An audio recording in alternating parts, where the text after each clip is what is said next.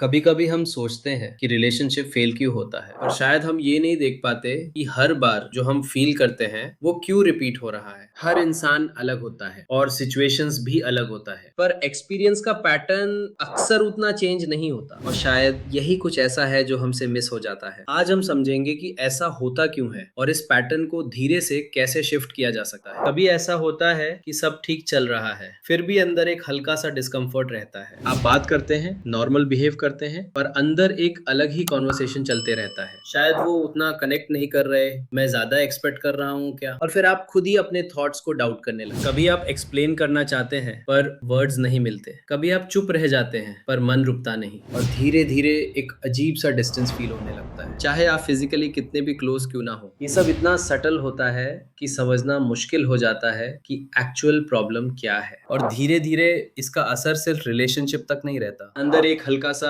Anxiety, over thinking और emotional थकान feel होने लगता है। और आप यहाँ पे emotional patterns and science patterns के साथ डील करते हैं। पहला पैटर्न, साथ होते हुए भी अकेलापन। कभी आपके मन में ये सवाल आता है, in a relationship but still feel alone, why. आप दोनों साथ होते हैं, बातें भी होती हैं, पर फिर भी लगता है वो मुझे एक्चुअली समझ नहीं पा रहे। आप कुछ शेयर करते हैं पर रिस्पॉन्स उतना डीप फील नहीं होता, और फिर धीरे धीरे आप अपनी बातें कम कर देते हैं। अंदर एक थॉट आता है, बोलने का फायदा भी क्या है। ये जो पैटर्न होता है इसे सिंपल लैंग्वेज में इमोशनल डिस्कनेक्शन या इनर लोनलीनेस कहा जाता है। धीरे धीरे इसका इफेक्ट ये होता है कि आप फील तो बहुत करते हैं पर शेयर करना कम कर देते हैं। यहीं पे एक छोटा सा पॉज, क्या कभी आपने नोटिस किया है कि आप समझे जाने का वेट करते हैं और अपने एग्जैक्ट इमोशंस क्लियर करना खुद भी मुश्किल लगता है। दूसरा पैटर्न, ट्रस्ट का कंफ्यूजन। कभी बिना क्लियर रीजन के भी डाउट आ जाता है, मुझे अपने पार्टनर पर ट्रस्ट क्यों नहीं होता। सब नॉर्मल होता है, फिर भी माइंड सिनेरियोस बनाने लगता है। वो सच बोल रहे हैं ना,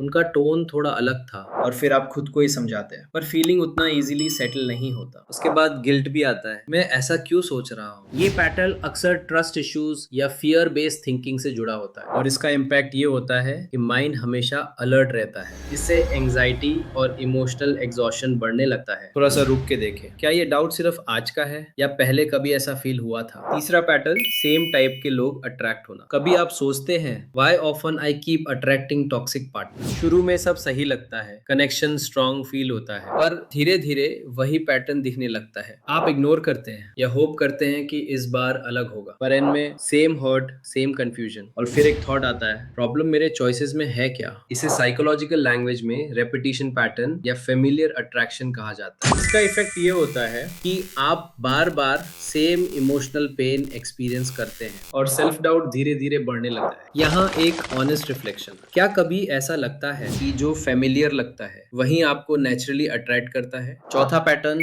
पेरेंट्स और पार्टनर के बीच प्रेशर। और फिर एक और सिचुएशन, पेरेंट्स के प्रेशर और पार्टनर के बीच बैलेंस कैसे करें। एक साइड फैमिली एक्सपेक्टेशंस, दूसरे साइड आपका इमोशनल कनेक्शन। आप किसी को हर्ट नहीं करना चाहते पर खुद अंदर से प्रेशर फील करते हैं, कभी गिल्ट, कभी कंफ्यूजन, और कभी लगता है मैं जो भी चूज करूंगा वो इनकम्प्लीट होगा। ये पैटर्न अक्सर इंटरनल कॉन्फ्लिक्ट या अप्रूवल सीकिंग से जुड़ा होता है, और इसका इम्पैक्ट ये होता है कि आप डिसीजन लेने में हैवी फील करते हैं और लॉन्ग टर्म स्ट्रेस या इमोशनल फटीग डेवलप हो सकता है। थोड़ा सा रुक के देखें, क्या ये सिर्फ डिसीजन का इशू है या एक्सेप्टेंस लूज करने का फियर भी साथ चल रहा है। ये सब पैटर्न्स रैंडम नहीं होता, कभी हमारा माइंड बस प्रोटेक्ट कर रहा होता है किसी पुराने इमोशनल पेन से। कभी जो पहले फील हुआ था वो साइलेंटली आज के रिएक्शंस को शेप करते रहता है। कभी हमारे बिलीव्स बन जाते हैं, लोग समझते नहीं और फिर हम वही एक्सपेक्ट करने लगते हैं। कभी बॉडी सिर्फ सेफ रहना चाहता है इसलिए वो जल्दी अलर्ट हो जाता है, और कभी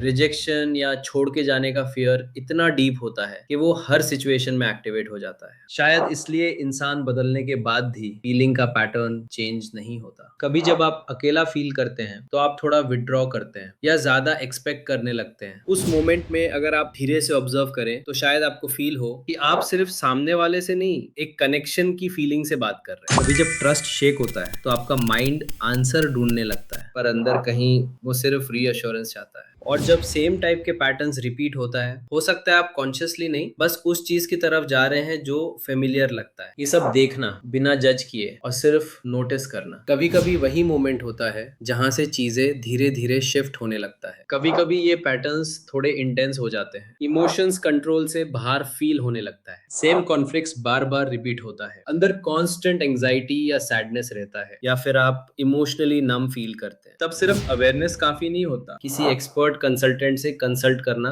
जरूरी हो जाता है। कभी कभी हम सोचते हैं कि रिलेशनशिप क्यों फेल होता है, पर शायद धीरे धीरे ये समझ आता है कि सिर्फ रिलेशनशिप नहीं, अंदर चल रहा पैटर्न भी समझना जरूरी होता है। और जब आप उस पैटर्न को देखना शुरू कर देते हैं तो ब्लेम धीरे धीरे क्लैरिटी में बदलने लगता है। अगर आज की बात में से कोई एक चीज भी आपको अपनी लाइफ से कनेक्ट हुआ हो तो आप शेयर कर सकते हैं। कभी कभी समझ लेना ही चेंज का पहला स्टेप होता है।